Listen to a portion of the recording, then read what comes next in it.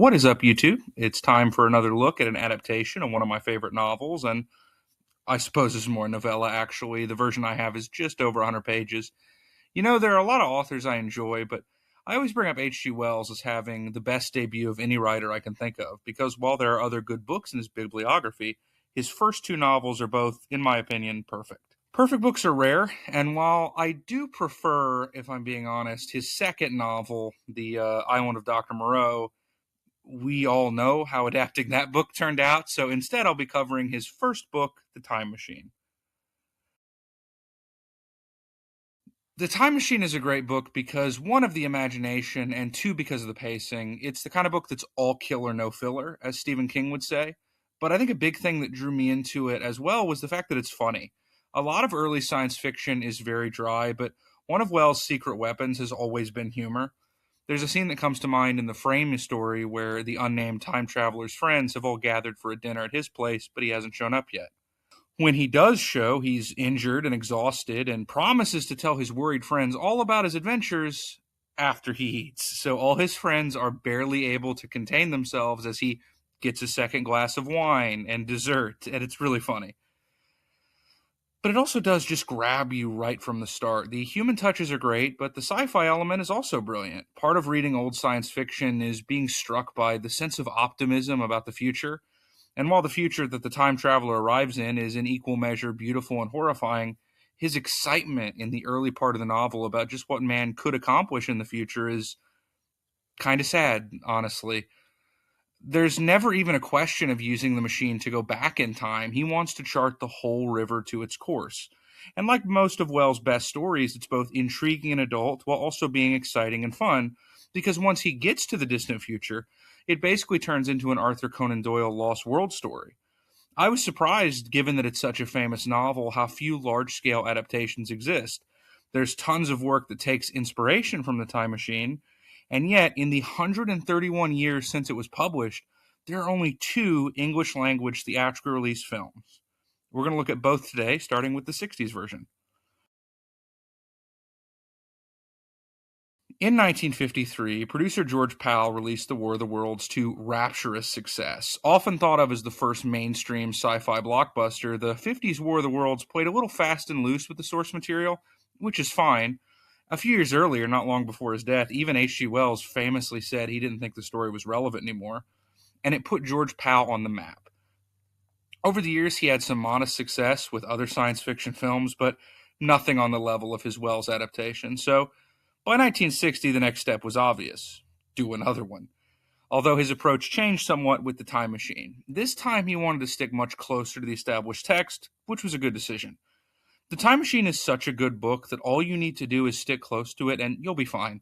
Although, to their credit, the script by David Duncan does attempt to flesh certain elements out a bit more, starting with the most obvious, giving the time traveler a name. I do want to say I thought it was touching that he's named George in this after his creator, Herbert George Wells. Another big difference is that these filmmakers had the benefit of hindsight. They and the audience know that the 20th century wasn't exactly a picnic. And in an interesting twist, George makes a couple stops before getting to the far future.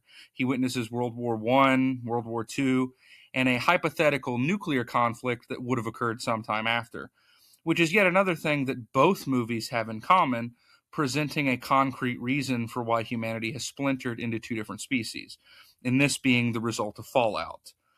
Which, you hear that, and it makes sense, but it's just kind of unexciting, which is a good way to describe the film as a whole. It's competently made and does a solid job bringing the book to life, but it's kind of dry. There's not much in the way of style or flair, so while it's not a bad film, it's actually pretty solid if you're in the right mood. It's a bit of a letdown, in my opinion, which is a shame because the novel is so thrilling. I like that it retains a lot of the themes of the book. It's undeniably thrilling to see some of these characters and moments made real, and I even kind of like that this version has more of a moral to the story about living your life in the here and now. But I just think an adaptation of The Time Machine should have a bit more energy to it. I'll give credit for sticking close to the source material and filling in the edges in a mostly sensible way, but it just point blank didn't give me that same feeling that the book did. This is the kind of movie that if you read the book in school, you could watch it in class and it might be kind of neat. I'm a little hopeful that the 2002 film will offer a more exciting take. Fun fact, I haven't seen it since early childhood, but it was actually my first exposure to H.G. Wells in general as a kid.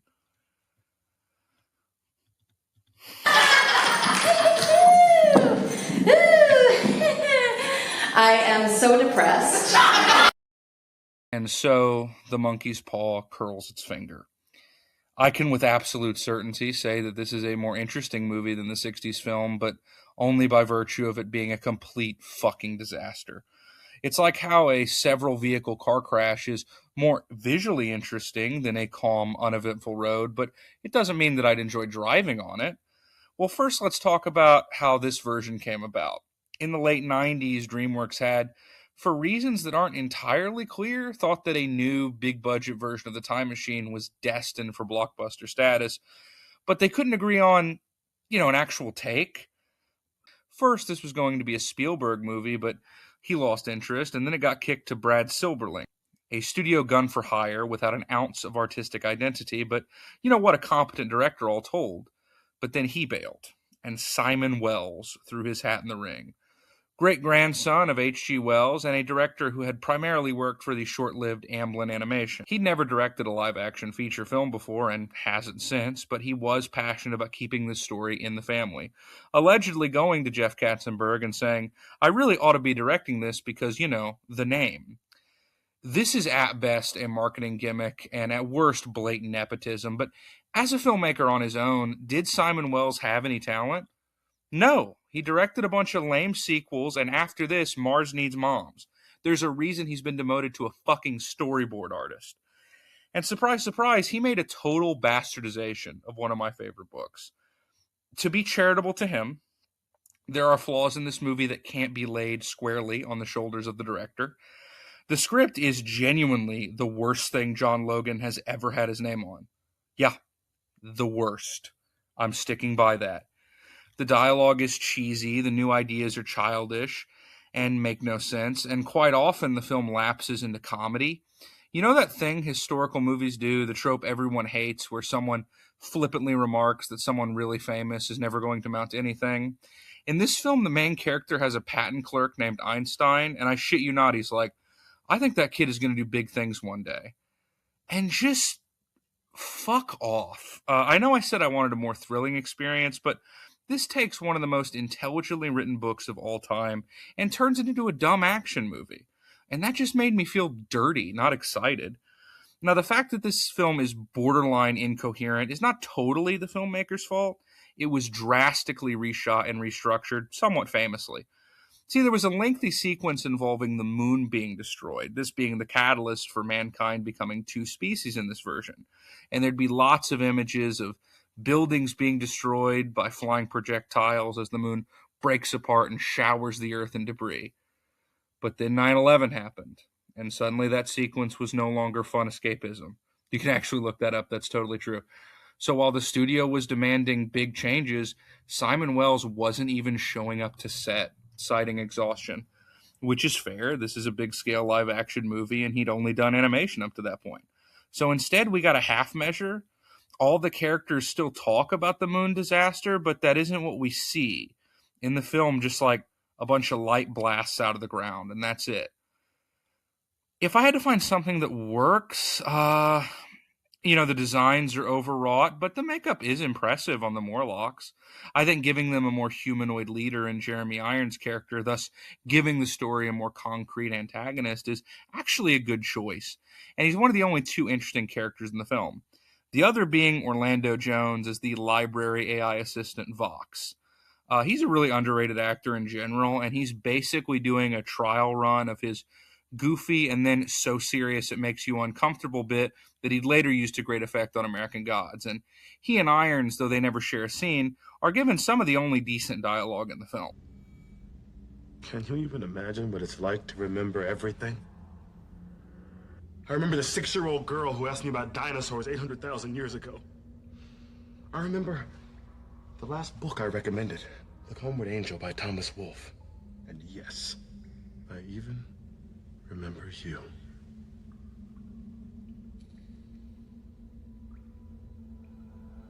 Time travel. Practical application. the 2002 version of The Time Machine is pretty terrible. I know in my last video I picked a winner, but I was disappointed with both of these films, to be honest.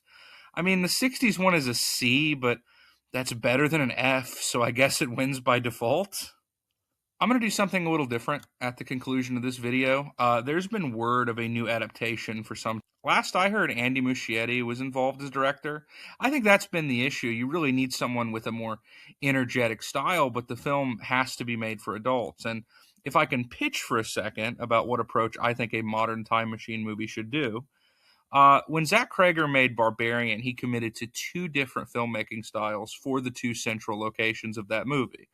In his words, the house was Fincher and the basement was Raimi. I actually think this kind of idea would really serve a modern version of The Time Machine. When you're up on the surface with the Elway, it's a sort of cozy English countryside movie in the vein of the Shire scenes in Peter Jackson's Lord of the Rings. But once you go underground, it turns into The Descent. Look, H.G. Wells' style is obviously not easy to translate in the modern era. I mean, the biggest joke of a movie to come out in 2025 was an adaptation of one of his novels. But I think there's still plenty of blood you can get from this stone, and I hope more filmmakers try. Anyway, this is T Quentin 1 signing out.